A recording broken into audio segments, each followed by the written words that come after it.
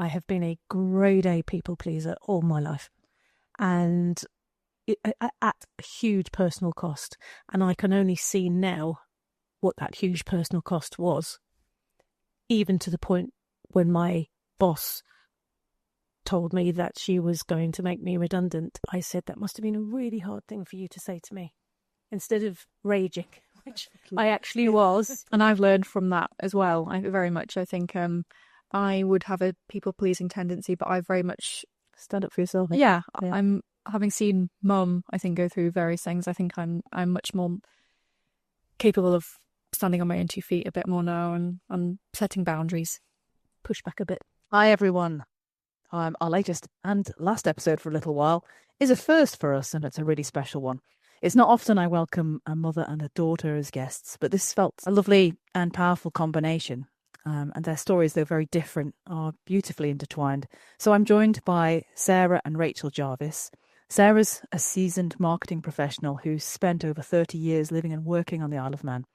Her impressive career spanned telecoms, financial services and utilities, but it all changed drastically in 2023 when she received a life-changing diagnosis, stage 3 ovarian cancer.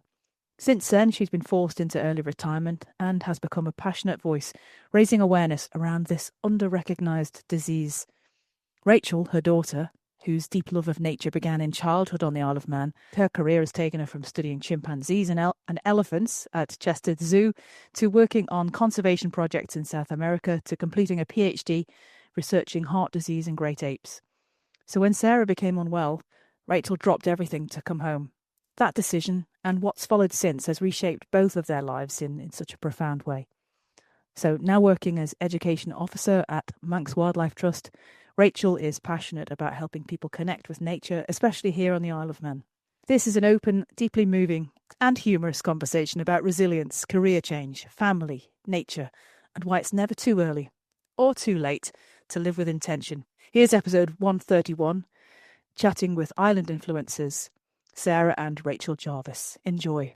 Well, welcome to Sarah and Rachel. Thank you so much for coming along to Island Influencers today and doing what's rather a unique podcast, mother and daughter. It's the first time I've ever had a mother and daughter guest. So welcome. Thank you. Thank you for having us. Thank you. Good to be here. Yeah, thank you. It took us a while to get organised, didn't it? Because you've got two connected yet very diverse stories, and we thought it would be a really good idea to capture your story, of course, Sarah, and to raise awareness of what you're going through right now, but also for you, Rachel, the great story of someone so young and educated returning to the Isle of Man for a career, which tends to be in the minority, unfortunately, for those who are involved in the education sector. But it kind of that the Isle of Man has that sort of a success story, and its education is inspiring. So, without further ado, I wonder who wants to start. Who wants to go first? And age come off for beauty in this instance. So, Sarah, where do you come from, and would you like to just give us a potted history of your career? Sure thing. I'm from England originally. I've lived on the Isle of Man for, it'll be 31 years this year. Came for a 6-month contract with my husband's job, and here we are 30 years later. That's how it works, and the island really gets to people like that, I think. So I came over when my eldest daughter, Rachel's sister Ellen, was 6 weeks old. That was interesting on the ferry. Long old trot up from East Anglia. I'd never been up here before. And we just fell in love with the place, basically. And then my husband was offered a permanent job, and we stayed, and I had 2 more children. And kind of went from there. I've always been a marketer, but one of the things I did in between was go and do a degree at the International Business School. Yeah, that's good. So when the 3 kids, because I had a little boy as well called Tom. So when Ellen and Rachel and Tom were very little, I decided I would go and do a degree full time. Which degree did you do? I did business management, basically, but I took, because I'd always been a marketer, I took the marketing route through that. So it was, I suppose, stuff I already knew, but wrapping the academic side of stuff around it. So and I loved it. I treated it like going back to work, I suppose. Having had the kids, and I treated it almost like a full-time job. And it was hard, and I was very grateful for the support of my husband, who would take the children out to weekends. I'm sure Rachel will bear that out. Magical mystery tours and various things he used to do, so I could kind of get on and do my essays and do my work. But as I say, I treated it, like a proper part of my professional career, and I got a first, and I'm very, very proud of that with the 3 years kids. Absolutely. So that was very hard work, but congratulations. Thank you. It was a very long time ago. That was 2006 when I graduated. I just found the picture a couple of days ago, so it's astonishing.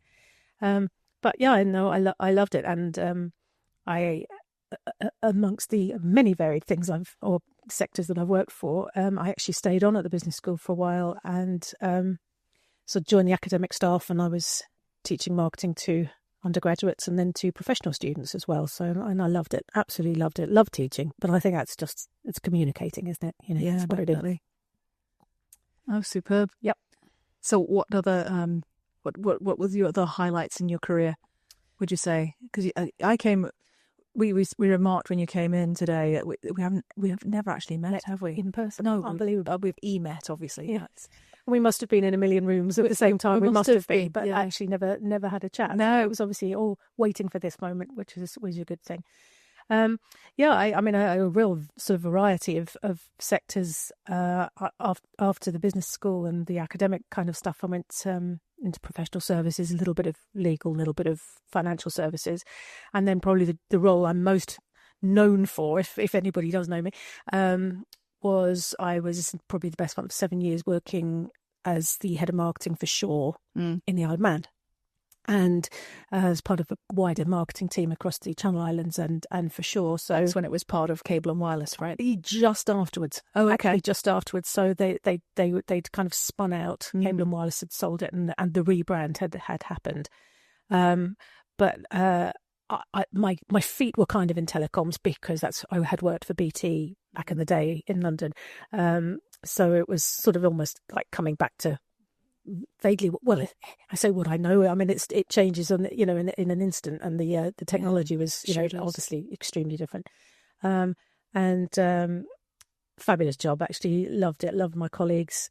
It was quite interesting. I was the only girl in the office for a very, very long time. So, like being the only woman amongst a lot of, if I may say, hairy-assed men and quite engineering sort of, like that kind of thing. That was quite interesting for a while. So, I've never been a shrinking violet, and this probably just as well, because I wouldn't have stood 2 minutes in that. But I had a fantastic team, and as part of that, obviously, we sponsored the sidecars all those years that I was there. We sponsored the sidecars in the TTs, and we were the telecom sponsor of the TT as well. Yes. So, and you think of highlights. I mean, it was intensely hard work. It really was. It was insane, but just an amazing experience to be in the bowels of it, I suppose. Sort of right in the roots of it, and it's great stuff. And then really from there, I mean, I had a very small stint at in government, and then ended up in utilities. So it was sort of both Manx Utilities and then to Manx Gas, right? And Island Energy Group. Yeah, and that's when your career sort of came to an end. Yeah. So sort of strange times. I mean, that was a very intense job as well, and I was the head of marketing for the group across Channel Islands and the Isle of Man. Travelled a lot, and for a string of things way out of my control. There was an incident in Jersey and various other things that happened. Well, that wasn't the explosion, was it? Yeah. Yes. Yeah. I mean, it was absolutely tragic. I mean, absolutely tragic. Awful. And that taught me things about comms and PR and all the rest of it that I had only imagined, or I had only dreamt about, as you can imagine. You feel you're, part worst nightmare, absolute worst nightmare, and a horrific thing to happen. I mean, obviously, it's still allegedly a gas incident. That's none of that has actually come to court or anything like that. But just the presumption of the national and international media was that's what it was. And so all of a sudden I've gone from dealing with, press releases to Manx Radio or Channel 103 in the channel hands, through to dealing with the Times and the BBC and ITV and all the rest of it. So, and it was plus just huge shock and huge horror, I suppose, so that, that was a big old learning curve. But a few months after that, the private equity company, I guess, who owned it, they were looking to save money. And as any marketers who are listening to this know full well, it's very often the marketing team, it's training or marketing that gets slashed when they're looking at slash budgets. It is, yeah. So, sadly, the two of us, girl who worked for me here and I, were made redundant. Oh dear. So that was. But my intention was always then I would look for another job. I'd sure. lick my wounds basically, and then look for another job, and that's where I'd go. But having had that little bit of extra time to focus on myself instead of being travelling and doing the busy job that I was doing, and I went to see the GP because I had just a little bit of ongoing abdominal discomfort. That's all I could say. It was stress or something. Yeah, I think it was stress, or just to think things just didn't feel quite right. I didn't even do an emergency appointment. I think it was about 3 weeks before I got an appointment. Nothing changed, and I was very lucky. Well, not lucky, but I was very lucky with the GP who listened to me very carefully and took my very non-specific symptoms seriously. Sent me for some additional tests, and then I got the news that I had stage 3 ovarian cancer. And will have had that for quite a while. They think, to get to stage 3, that's could, certainly months, if not a bit longer. So, really, absolutely devastating. And again, anybody who's listening to this, who's ever heard those words, or indeed supported someone who's had those words, it's life changing, absolutely life changing on every single level. Yes, and here I am. Yeah. So I had to retire basically. So taking early retirement. So thinking of what you do in terms of financial planning and so forth. I said it was absolutely unexpected, and I fell off the end of a financial cliff in that sense. Not to be working anymore. So, yeah.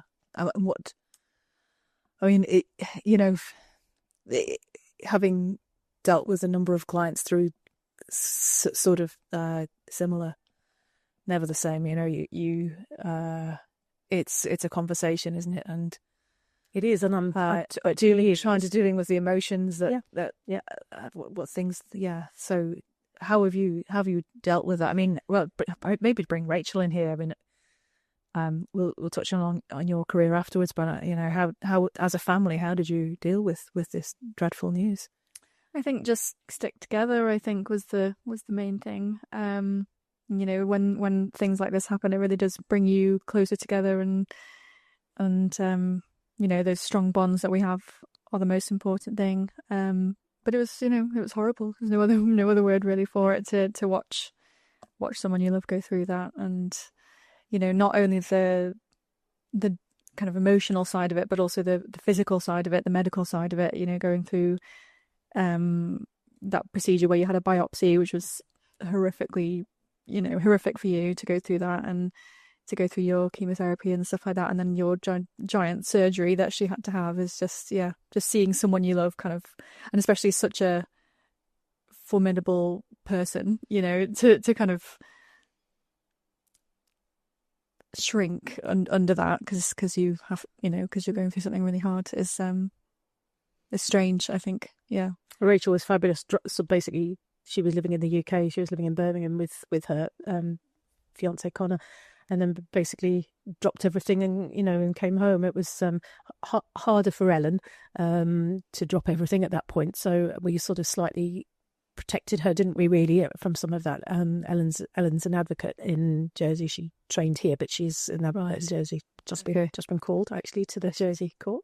I was still a student at that point, so it was much easier for me to drop everything and be much more flexible. And so it was possible for me to say to my PhD supervisors, something's going on, I need to kind of drop everything and go for a few months, and I could work from here on the Isle of Man as well. they were very, very supportive during that time. And I ended up kind of just extending my PhD a little bit and taking some time out during that time. It was 2023, wasn't it? Yeah, so we're talking kind of 2 years ago now. Yeah. And what's the path from here on in with you? Well, first of all, ovarian cancer. What you like to raise awareness of it? I mean, what can you tell women who might be listening to this? Or I suspect most people are fed up with hearing me talking about it, actually. But like, you know, I given I'm a comms person, you know, that's been my job, and I thought, well, I can use those skills maybe to help, you know, people who are in the medical teams and so forth here who don't necessarily have those skills or can't necessarily call up somebody from Manx Radio and say, could I do an interview, or, you know, whatever. So it just so happens that March is Ovarian Cancer Awareness Month. So I have been slightly banging my drum again, as I did last year. Yeah, it's important. It is very important. And I'm still uncovering people not knowing or not understanding or misunderstanding it as a disease. It's I believe it's the 5th most common cancer in women, but it's usually found very late. So there are 4 stages. Stage 1, I mean, you know, you're probably pretty much guaranteed to get treated and get through that, but there are just so few symptoms that nobody would be, or very few people get diagnosed at stage 1. I'm stage 3, the final. Well, I don't mean the final stage, but there is also stage 4 as a diagnosis, and that's just to do with spread and the nature of the disease inside you. It's if you're stage 3 or you're stage 4, then it's incurable. So you know that's an interesting thing to live with. That you think, okay, it's almost like a chronic disease. I mean, it's something that you've got, and they can treat you. Yes. As long as you can be treated. Yeah. And the treatment is absolutely brutal, as you can expect. I say, you know, it's 2 years since I've had my diagnosis, and I started chemo on the 3rd of July that year, 2023. And it's everything that you think it's going to be, everything that you fear it will be, including lost all my hair after 2 weeks. I was just admiring your hair today because it's grown back. Yes, mine. It's all mine. Somebody said, "Oh, is it a wig?" I said, "No, it's all mine. It's come back." Yeah. You know, just when you think it can't, it came back really, really tight and curly, and I'd always had very straight hair, so it's extraordinary. It comes back, you know, quite different. Yeah. Rachel and Connor got married last May, and so we're pushing a year, I suppose, since then, but trying to get my hair done as mother of the bride, trying to sort of eke some life out of these, you know, tight little curls, and it, you know, just didn't feel like me. But I said the last 2 or 3 months, I look like me again. You know, I feel like myself again. Absolutely. I knew exactly who you were when you walked in here today. You were familiar with social media. Yeah. So that, you know, that's nice. But yeah, it was brutal, and then really, you know, again, anybody who's listening who's been through chemo will get this. I mean, certainly for hair loss. I mean, you know, women who've had breast cancer and ovarian cancer particularly, and I think there are some other kinds of chemo that make you lose your hair. It's part of your identity as a woman. That is hard, you know, and it doesn't matter how much people say, "Oh, you've got a nice straight head," or "Oh, I always fancied GI." Yeah, I did. Or, you know, "I always fancied GI Jane," you know, and all that stuff. You know, you feel hideous. And, you know, it actually hurts when it's coming out as well. It's a really strange feeling. You know, your whole scalp hurts, everything hurts. So in the end, my poor husband had to, I do his hair with the clippers in the kitchen. He had to do my hair in the clippers. So we basically had to have a bottle of wine. And just basically, you know, just there were a lot of tears that day. It's absolutely, there are a couple of times when I really, really broke my heart. And that was one of them. And I'm getting a bit, you know, now even thinking about it, it's it's such a visible it is tag of I'm sick and I'm going through this, isn't it? Absolutely. Yes, absolutely. Every time you look at yourself in the mirror and you know, people look at it, it doesn't matter. what's really strange, I mean, you want people to be kind to you, of course you do, but you can only really leave the house on every third week, because you're so ill for the first week, then your immune system is absolutely shot to shreds for the second week, and you start to pull up in the third week. So there were, I might be brave and go to Marks and Spencer's and go and do a bit of food shopping, but you just know, people are staring at you, because I would probably stare at somebody as well, and then they do the double take, the comedy double take, and then they do the face, the head bob on one side and and you think, I can't look at them. I can't look at people, and I'm a real people person, and I was just reduced. I think that's what Rachel's saying. You're just reduced to something else, sure. and the people, nobody's being unkind. Nobody's pointing at you. To me, that says I care. Absolutely. But I can't bear the sympathy here in people's eyes. It's really, really hard to deal with. So, however well meant it is, so. But then part of you says, well, I've got to leave the house and I've got to go out and do normal things, and I want to try and be normal, and, all the rest of it. I did buy a wig, but I never wore the wig, actually. Right. Strangely, no. And because then I look like a cancer patient wearing a wig. So if you look like a cancer patient, you may as well be a cancer patient. But then I look like a cancer patient wearing a wig, because it didn't look like me either. So, it's very strange. We all get through it. Yes. However we can get through it. From here, what goes next? So I'm on maintenance trials at the moment, as they call it. So I chemo was finished in February 24. Well done. After also having huge surgery across in Liverpool in the November. So boobs to pubes, as they call it. So basically you're unzipped from one end to the other, and they take everything out. That took a bit of getting over. Then I went on to maintenance drugs. So every 3 weeks I've had IV treatment in the cancer unit here, in the day unit, oncology day unit here. And you have to have bloods every 3 weeks as well. You have to make sure that everything is okay. And then tablets twice a day as well. So but something is going wrong with me at the moment. So I've had another scan this last week or so. Right. So you just doesn't matter how well I feel now, and it doesn't matter how I've grounded myself through it for 2 years, and it doesn't matter how optimistic or whatever or hopeful one is for the future. It stalks you. It's with you every single second, every lump, bump, pain, shooting this, whatever. Every time the bloods are wrong, and the bloods are wrong at the moment. There's nothing really quite showing up in a scan yet, but there is something doing. So the reality is, I suspect I'm going to have to go back and do chemo all over again at some point, and maybe even another time after that. But it's not great. But in the interim, I have lived. Yeah, someone lived and lived. Yeah. What have you been up to since traveling? Basically, we were done some lovely holidays. I was going to say, every time we try to arrange this, yes, I've been. I'm off to the Maldives. Yes, exactly. Off to the Maldives. So yeah, it's funny that the conversations that my husband and I had. It's funny, as you think, what do you save the money for? What do you save the money for? And as I say, as you as a financial planner, I mean, there's a line, isn't there? You've got to have, you've got to be sitting on it nicely. You've got to be saving, but on the other hand, you've also got to live. And you've got to have a nice life while you're doing it. So, through various means, we pulled the money out of retirement pots and various other things. I say, I'm sorry, it's a bit of a blue job in my house, so I don't know the details. But anyway, we released some funds, shall we say, and the way we looked at it was, we'll go and do some lovely things. We'll have some lovely bucket list trips, and if I get longer, then we'll have done it. If I don't get longer, then we'll have done it.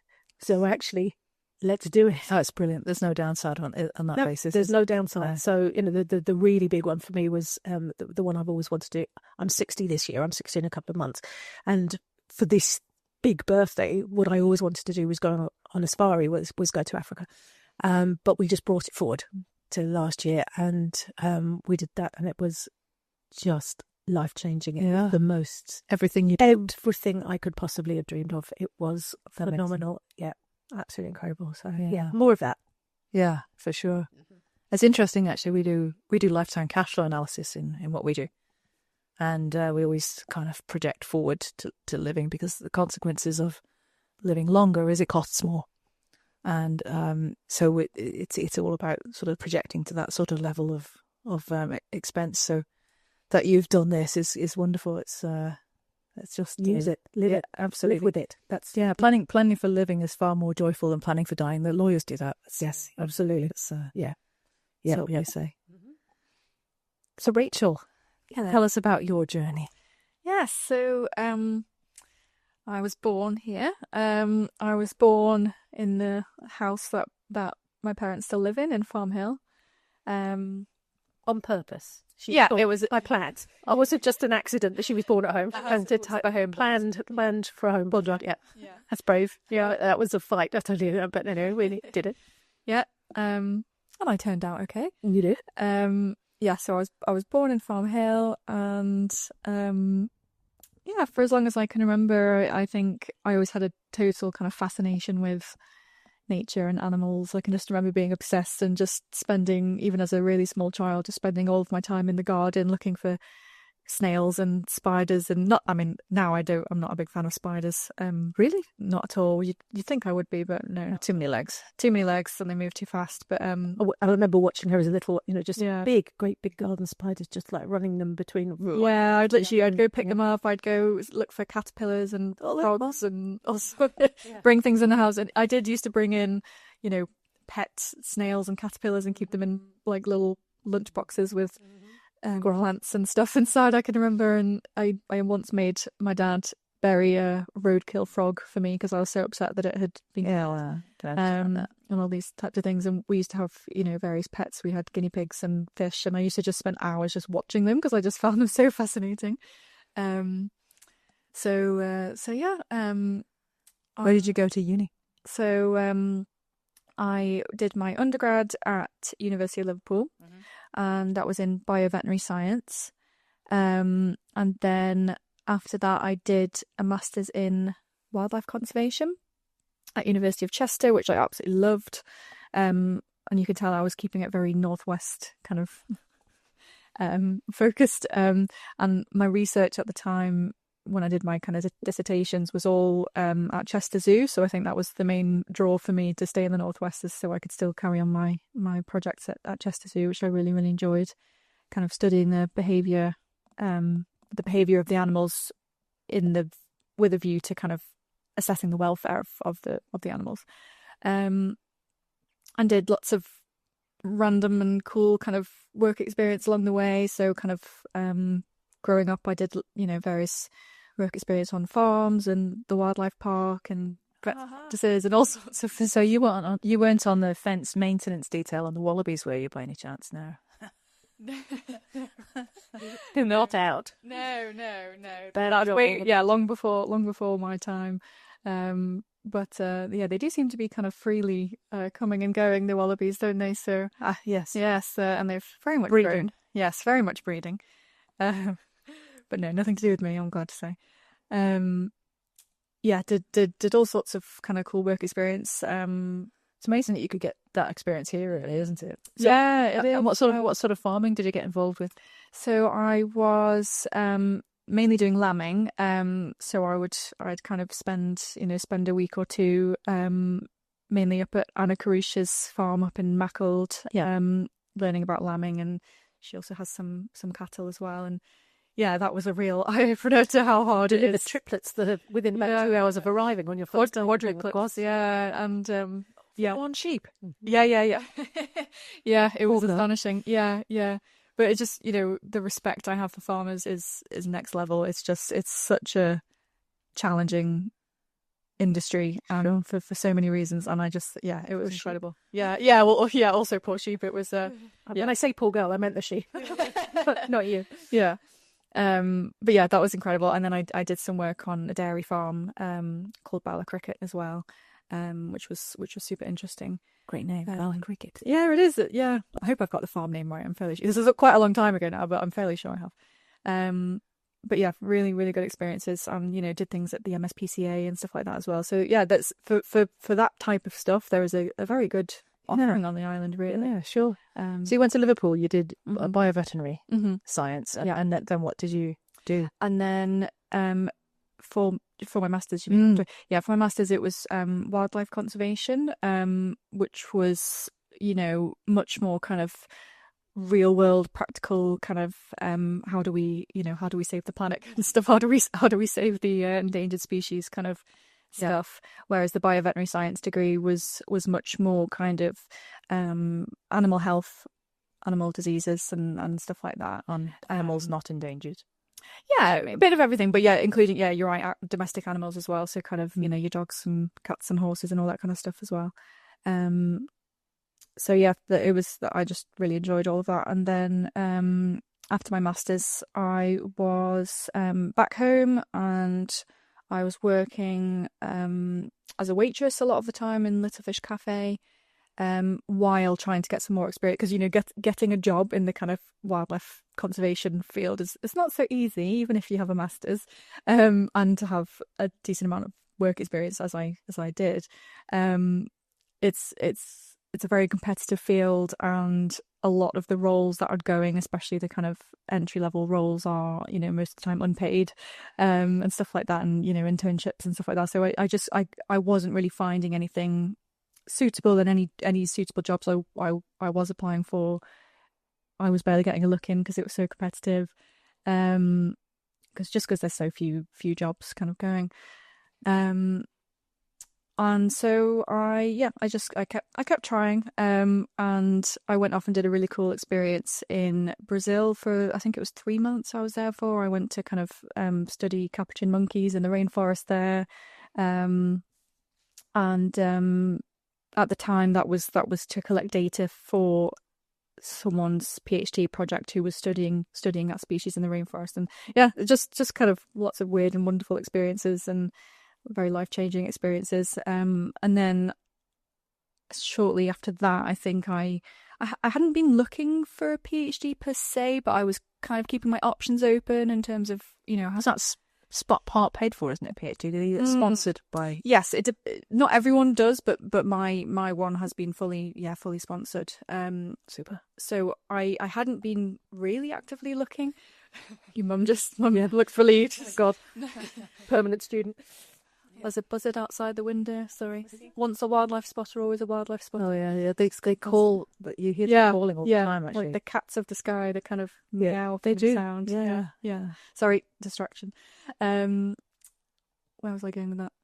You got your PhD.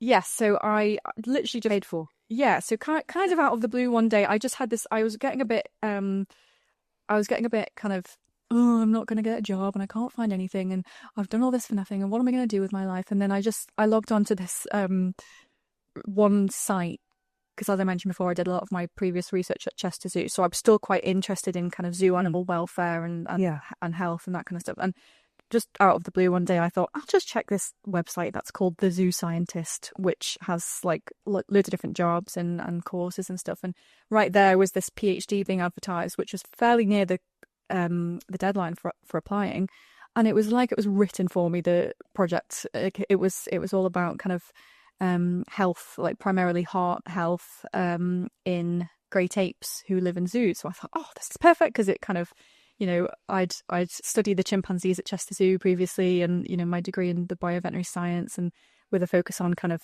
helping endangered animals and all that kind of stuff, it was really, really perfect. So I applied for that and got it. And yes, it was fully funded, which means I was receiving a stipend throughout the whole 4 years and had all the university fees covered and stuff through that. Yeah, Mum looks relieved again.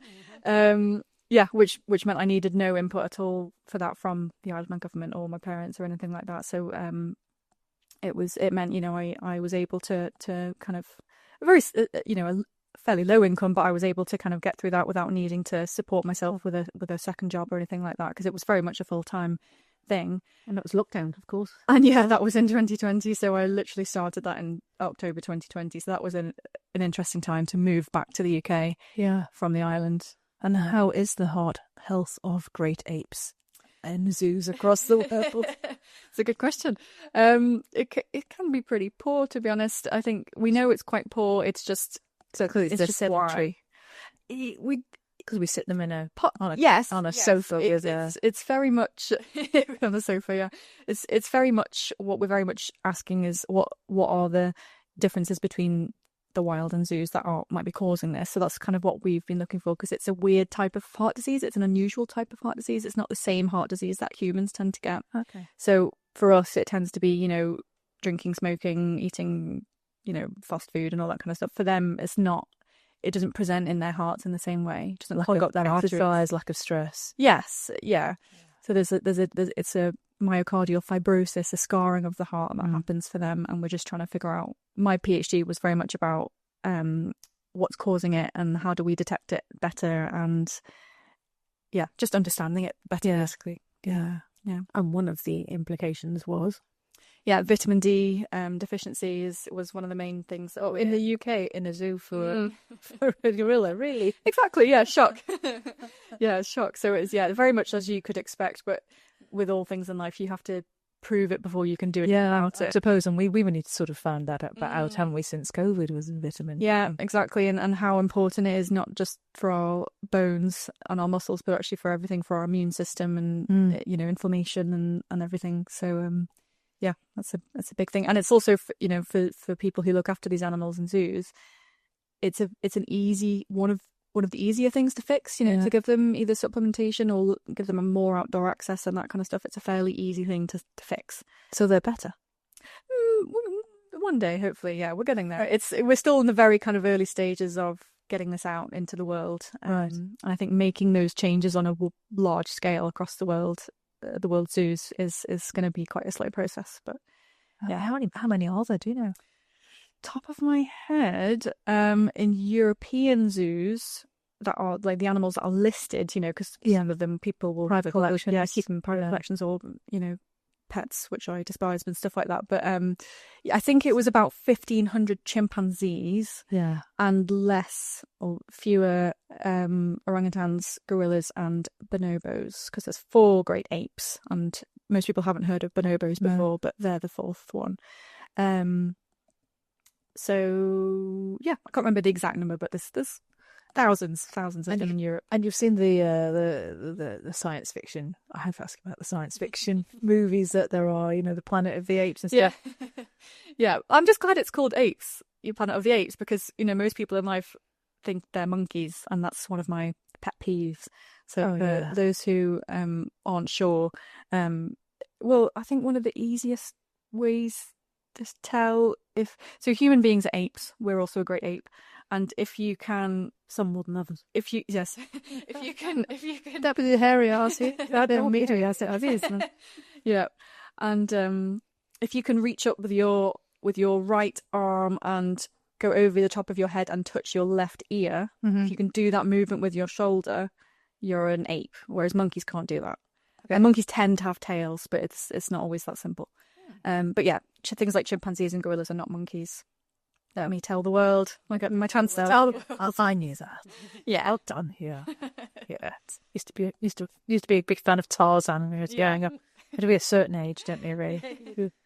Gosh. Okay. So I mean, yeah. Is it mappable though? Given that we're apes, what you've learned, and is that sort of applicable? I mean, could you go into heart science in human? Yeah, potentially. I think anyone. It's not a very level playing field in terms of like the veterinary side of science and the human medical side of science. Human medicine is kind of above and beyond in terms of the resources that go into it and stuff like that, as you might imagine. So I don't think it would. Me personally, as a scientist, I'm not sure I could directly just jump straight into human medicine in that way, but it's certainly some of what I found is very translatable, and certainly a lot of what we know about humans is very translatable to the zoo, to the other great apes that I've been looking at. So it's very much reciprocal to a point. Yeah. Interesting. So at what point then did you decide? Was it to do with Mum having the diagnosis that brought you back here? And Well, my PhD was finishing anyway. So when Mum was diagnosed 2 years ago, that would have been kind of the end of my third year, I want to say, of my PhD, and it was 4 years in total. So I suppose it did make me ask questions about what I want from my life. I think that's definitely fair to say. And I think in the same year as well, my husband's little brother died very suddenly as well. So Lucas Martin died meningitis in September of the same year that Mum was diagnosed. I know about him. Yeah, it's very sad. He went to Kingdom's College, and they. Yeah, exactly. Yeah, so it was a really, really horrific time for so many reasons for my family, and I think it's definitely fair to say it made me question what I want from my life and what's important to me. And I've absolutely loved what I've done. Academically, I'm very, very glad I've done what I've done. But I think I'm someone who's fairly prone to stress in life, and I think I'm not super thick-skinned. And I think I've just decided I'd like a career path and a lifestyle that just I feel happy and I don't feel stressed every single day of my life. And I think that's a fair thing. And I think hallelujah. Hallelujah. I think sometimes it takes horrible things happening in your life for you to stop and think about that. So I finished my PhD. I've just very recently kind of finished it and passed that. Congratulations, Dr. Thank Rachel. Thank you. Yeah. I can use the title finally. So I stuck that out, even though it was really, really, really hard at times. But I just decided, right, actually, what I want, and obviously in discussion with my now husband as well, what we just want from life is just, we want to come back home. We love the Isle of Man. We want to be near a family, and just have that kind of outdoorsy kind of lifestyle that we can have here that we can't have in Birmingham, which is where we were living before. And we miss the sea as well. Living in the Midlands, having grown up on the island, is just it was great. It was great for so many reasons, but yeah, I missed the sea, and I missed nature, and I missed being able to breathe without choking on car fumes. It's lovely to hear you say that as one whose son is about to go off to uni in October, and thinking, God bless you. You'll weep. Yeah, I can promise you. Yes, I know. But to have brought you back for lots of reasons, Mm-hmm. but I mean that's great to hear. So you're doing, what's your new job title? So my new job is Education Officer at Manx Wildlife Trust. Yes, which is fabulous. And I've been in role now for I think it's 6 weeks now, and that's absolutely flown by. But so after my PhD, well, throughout my whole life and throughout my whole kind of academic career as well, one thing that kept consistently coming up as a potential career path for me was teaching and education, because I've inherited this this personality type from Mum, I suppose. This kind of, you were a teacher, and you and a brilliant communicator, and I've definitely inherited that, which I'm really, really grateful for. And along the way, I did a lot of kind of science communication and engaging with the public about my science. It's so exciting to hear you're in this role and what you've got planned. We'll get to that. I think that's fantastic. Thank you. Congratulations. Thank you for sharing that story, and thank you both of you for sharing those stories. So what was your earliest memory of money? Sarah, you go first. What is it? My very earliest memory of money was being given, and it's not Cockney rhyming slang, being given threepenny bits. By my grandparents. They were the octagonal shaped things. Yes, they felt like brassy things, weren't they? You have to be a certain age to remember what you one do. is. Yeah, I'm so major. It's just sort of. It's almost like the shilling under your pillow when the tooth fairy came, and it's just that sort of thing. And a threepenny bit as a treat from grandma and granddad. Do you remember what you did with it? Sweets, probably. There you go. Yeah, I would have saved it. No way on God's earth. I've never been a saver. If I've got it, I spend it, and if someone else has got it, I spend that too. Even doing Rachel's shopping like clothes shopping for you, spending your money now, aren't I? So yeah, that's kind of the earliest memories of money, and there being enough, but not rolling in it, I think, is kind of how I remember, growing up. Parents always being careful, I suppose. Yeah. And what about you, Rachel? Yeah, I would say Any of these values been passed on to you? probably the tooth fairy as well. I can picture a 50p under my pillow, or in a pot by the side of my bed. Actually, I can picture a 50p, and that being a really, really big deal, and saving it up as much as I could to go and buy sweets as well. And then we used to have family holidays to Southwold in Suffolk, in the southeast of England, and being a child and just asking mum and dad for £2 so that we could go to the sweet shop and get ourselves lots of penny sweets and Play on a pier. play in the arcade on the pier, and put some pennies in the kind of little What do you call them? Sort of, what kind of machines? slots? Or, stuff like that. Yeah. Oh, no, lovely. So, I suppose this is quite a different, I don't know really, what does being rich or wealthy mean to both of you? For me, I suspect has changed massively in the last 2 years. That just even when I was earning a very good salary, sort of group head of marketing, I was earning good money. It never. I don't mean it never felt enough. It wasn't. That's never been a massive motivator for me. But there would always be, sucking in the breath at the end of the month. And can we do this, and can we afford that? We've always, we've done okay. We've always done just fine. But never sort of rolling in it. But I would say it's become much more metaphysical, as it were. The sort of the wealth to be able to go and live now is what is enough to go and live. And that doesn't have. Yes, we have just done the 2 weeks in the Maldives, which was my husband's bucket list charting. Yeah. But I would also be happy with a long weekend in Mallorca. Just the sun on my bones and having a coffee outside and an almond croissant somewhere, and just to be able to do that. Sure. That and to be able to buy good food and cook good food, and because I love food and I cook, and to be able to see friends and go out every now and again, that's wealthy, that's wealthy to me now, and that's bliss to me now. No, lovely.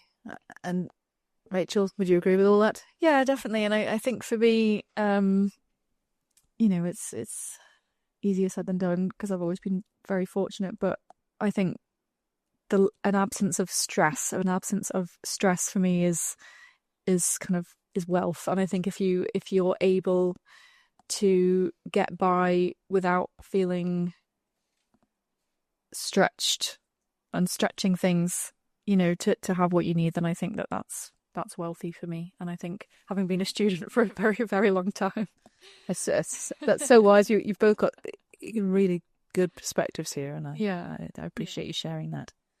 And of the things you've done throughout your life, what's given you the most fulfillment so far, Sarah? Having the children, definitely. Lucky, I know not everybody's journey is that straightforward. I was lucky. I had them very close together. I had 3 in 3.5 years, so that was a bit mental. But I through all the ups and downs of that, and those ups and downs never stop. Even at the 30, 28, and 27, those ups and downs don't stop for strings of reasons. And the pains that you feel for them and on their behalf, and you're only as happy as your unhappiest child. That's the saying goes. Yes. I definitely I'd give up everything else in order to retain that and retain that relationship with my children. Definitely get that entirely. So if you could go back and give your 18-year-old self a bit of advice, what would it be? Gosh, that's a big one. Talk to Rachel about something else while I think, Mela. Yeah, same question, really. It's only 10 years ago. You should be able to remember. Yeah, you're when I was 18. Yeah, I think I very much put myself on a bit of a conveyor belt, on a very much a kind of tick box exercise of you must keep going and keep striving for the next thing and, achieve.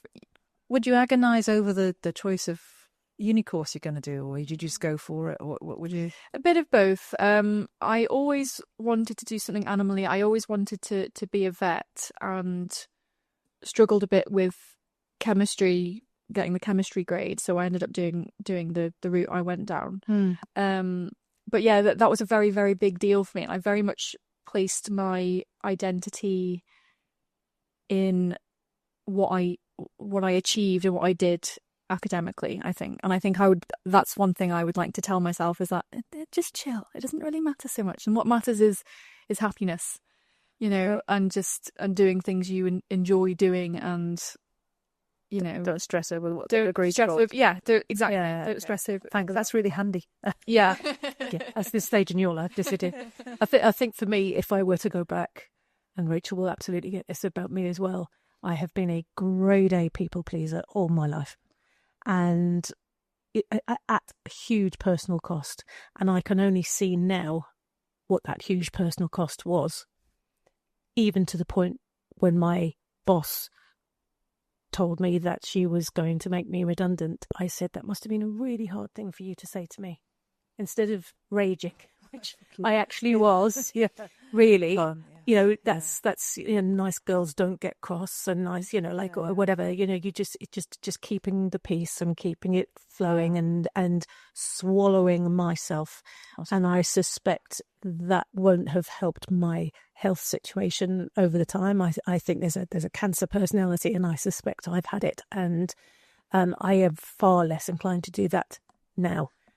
Much less inclined. Good. And I've learned from that as well. I think I would have a people-pleasing tendency, but I very much stand up for yourself. Yeah. I'm having seen Mum, I think, go through various things. I think I'm much more capable of standing on my own 2 feet a bit more now, and setting boundaries. Push back a bit. And what's the best things about living in the Isle of Man, would you say? Well, my God, just look at it. I'm going to say, if you can sit in someone's office and look out the window and see a buzzard, that's not about doings, is it, Rachel? Cat and yes, absolutely. And then hear cockerels while we're talking and all that. There's a few of those around. I mean, it's just so stunningly beautiful. And a couple of weekends ago, we took the dogs up. We've got 2 large golden retrievers, and we took the dogs out for a walk on the heads on Marine Drive. And every time I do that, I say to my husband, people have to come on holiday to do this. And this is 10 minutes, not even 10 minutes drive from our house. And we are sitting there with the sun on our faces, the sea air in our hair, and listening to wild birds and all the rest of it. And it's just on our doorstep, and hides its light under a bushel, the Isle of Man, massively so. And I've said that for 30 years. Yeah. It's incredible, but we are absolutely blessed. And it's safe. And actually, when you're feeling a bit vulnerable, like I have probably the last couple of years, and however much of a kicking Manx Care is getting right now, I have really had nothing but incredible service. That's lovely to hear. Nothing but incredible service and kindness from them. So given what your mum's just said there, and you've got this incredible role ahead of you, no stress, but what are you going to do, Rachel, to educate people to appreciate more of what we've got here? I think that's it. I think, what have you got planned in your new role? It's very much about helping everyone connect with nature, and I think it's very easy for it to just stay in your periphery and not really notice these things, especially if you've grown up here. You do take it for granted a little bit, a lot of the time, and unless you've really got parents or people around you who are super into these things like nature and wildlife, I think it's very easy to, and you grow up in, I don't know, the middle of Douglas, for example, it's very easy not to grasp how special this place is in that regard. So yeah, my main task in my role is to try and reach every single child on the island and give them an entitlement to connect with what we've got here naturally. What can we see coming out of Manx Wildlife Trust? Well, we've got things like taking classes rock pooling and hunting for bugs and stream dipping. I'm meeting a year 2 class on Friday in one of our nature reserves to take them stream dipping and search for the creatures that we've got living there. I took a group last week to Scarlet to search for fossils and learn about the volcano that we've got there and stuff like that. So yeah, there's all sorts of things going on, but there's already quite a few groups, kind of schools and kind of community groups who are very, very engaged with Manx Wildlife Trust and with nature in general. But our focus, the thing I really like to focus on, is also reaching those people who aren't yet that engaged because they can't, or because they're just not aware of it. Okay. So for our listeners, and anybody who wants to know about the work that you're doing and have available, how do they best get in touch? So I suppose the best way is our website. So on our website, you can navigate to education, and then there's kind of different sections for primary schools, high schools. And then if you're not, a teacher who's contacting us through those channels, there's also something that any member of the public can sign up for called Wildlife Watch, which is our kind of child membership, I suppose, to the Wildlife Trust. And we run events for that group once a month during the year, and then I think it's twice a week during the summer holidays. So yeah, just kind of a group for like-minded kids who can come and do some learning. And do you see the way we're going as a planet? Do you see that there being more career opportunities in conservation? And I think so, yeah, definitely. I think, absolutely. And I think even Manx Wildlife Trust in the last few years, since I've been off island doing my PhD, there's just been this huge growth, and the number of staff now for MWT is just, it's skyrocketed. And I think leadership have done a really good job at securing a lot more roles for people. And the relationships they've got with farming communities and birds and forestry and all of that sort of stuff, and sounds all linked up. It does. Amazing. Imagine such a thing.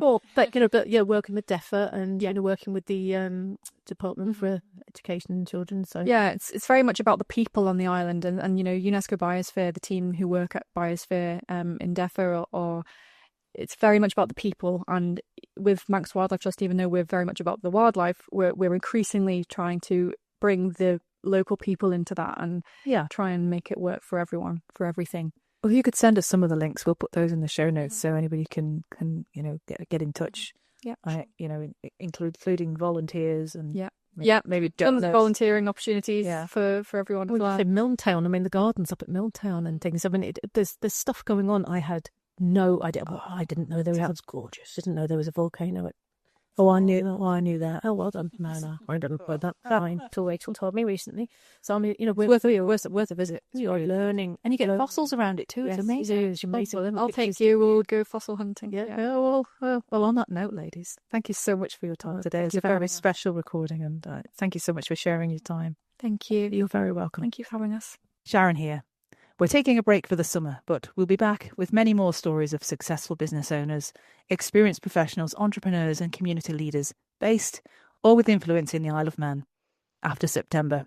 Watch this space. Thank you very much.